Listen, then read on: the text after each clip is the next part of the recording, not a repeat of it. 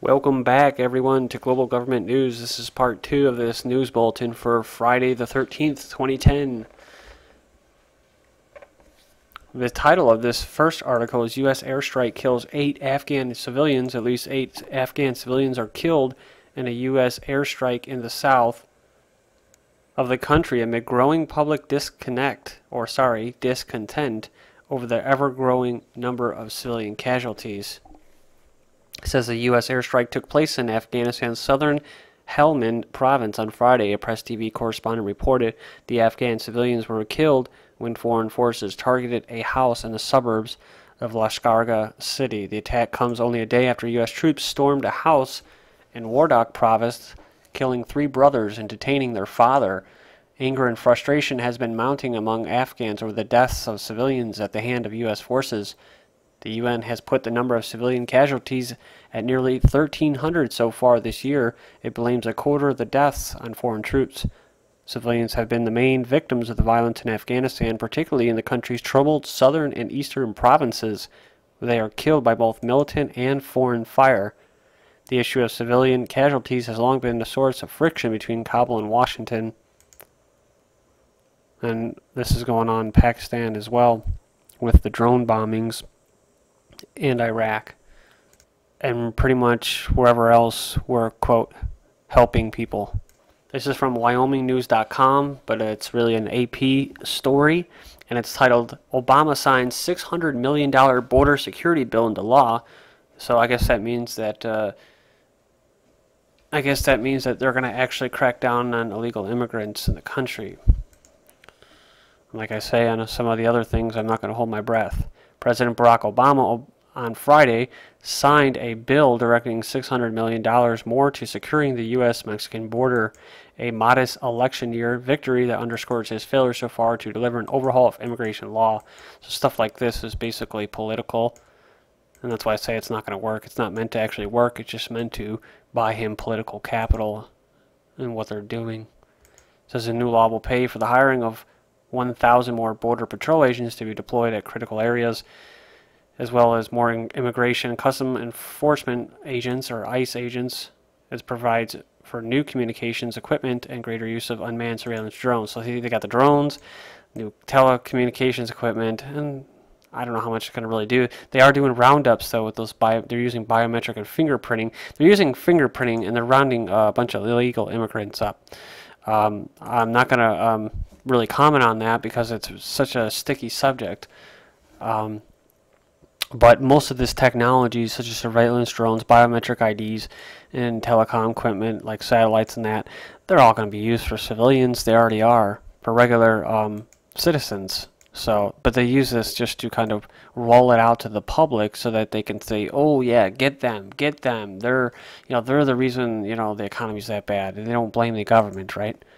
Says that the Justice Department gets more money to help catch drug dealers and human traffickers. So no matter how many drones, how many border agents you have, well, as long as the Border Patrol agents aren't given the power to actually fire upon these people or use any kind of force or even arrest them, it doesn't really matter how much money you throw at them. And border agents who can't do anything, it's not going to solve the problem. That's my thing. And it's not about being pessimistic. It's about, as it is about being realistic, because that's not the goal of the federal government. The federal government is pretty much part of the global government. And they want open borders. They don't want closed borders. This one's from the AP as well, carried on Yahoo. Powdered filled letters sent to Texas, Illinois, Massachusetts. This is one of those things that I'd say every 3 months I see them in the news. And so it's constantly going on, and I'm sure that there's legitimate, or not legitimate, but there's illegitimate things where there's just people playing pranks and messing around. But I also believe that the other side of this is false flag. I don't believe that this is actually people that are trying to bring out a threat. This is psyops. This smells of like CIA type stuff, which is to manipulate public opinion, sway it. It says a person who sent threatening letters containing suspicious white powder to several U.S. embassies and governors' offices 2 years ago recently sent 30 more such letters to churches, mosques, and aeronautical and technical businesses in Texas, Illinois, and Massachusetts, federal officials said Friday. And what gives it away? Well, this says the most recent batch of envelopes, which were sent from August 5th up to Friday, contained a powder shown to be, quote, non-toxic, and single typewritten sentence in English that is unclear in meaning, but it mentions Al-Qaeda. It mentions Al-Qaeda, Al-Qaeda. FBI Special Agent Mark White said, and he declined to elaborate on the wording because it's just a bunch of intelligence gibberish. And so they'll say, nobody understands what they're trying to say, White said. The message itself is unclear, but by taking that extra step and putting that white powdery substance in there, yes, it's considered a threat.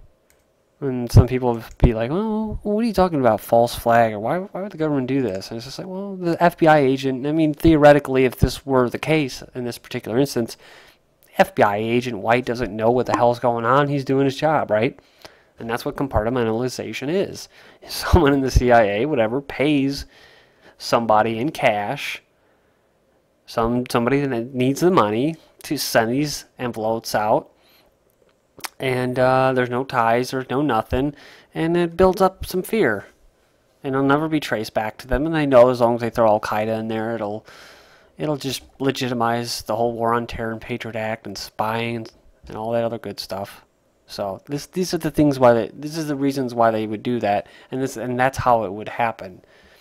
Man, it's compartmentalization. That's it. This is from the London Telegraph. Judge slams police after teacher is acquitted of kissing a friend. A judge has criticized the police after a part-time teacher was put on trial for giving a female friend an unwanted kiss, telling officers they should be concentrating on catching robbers and violent thugs. Said David Owusu-Akyead was charged with sexual assault after he kissed a woman he knew without her consent, but the 27-year-old from Thornton Heath, South London, was unanimously cleared following a 2-day trial at Croydon Crown Court, leading the judge to comment on the job of the police as, quote, dealing with robbers and vicious assaults, not a kiss. The court heard how Mr. Owusu-Akyead had called at the home of his alleged victim, who he claimed to know well, November last year.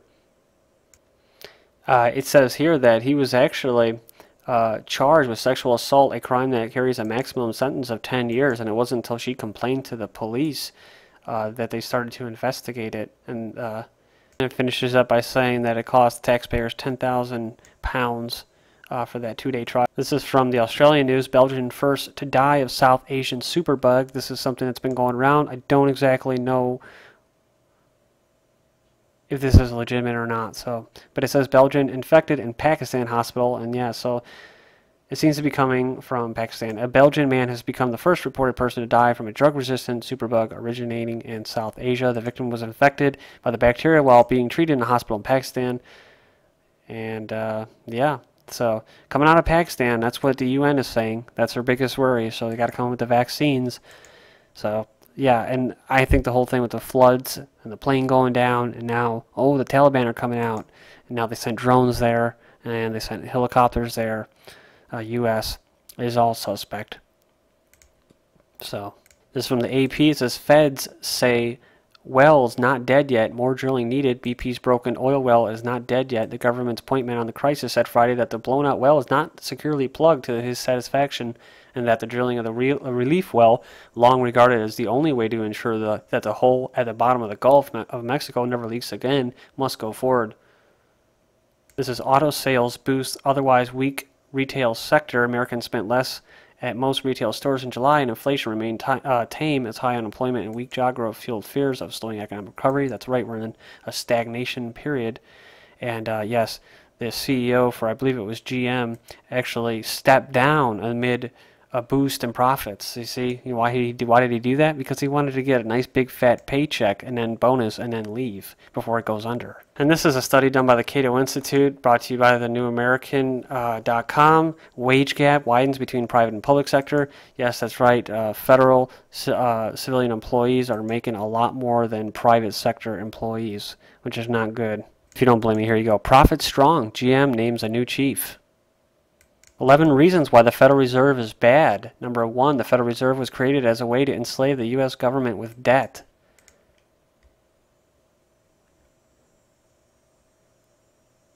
The Federal Reserve creates money out of thin air. It devalues our currency. I'm running out of time here, so please check this out. Thank you.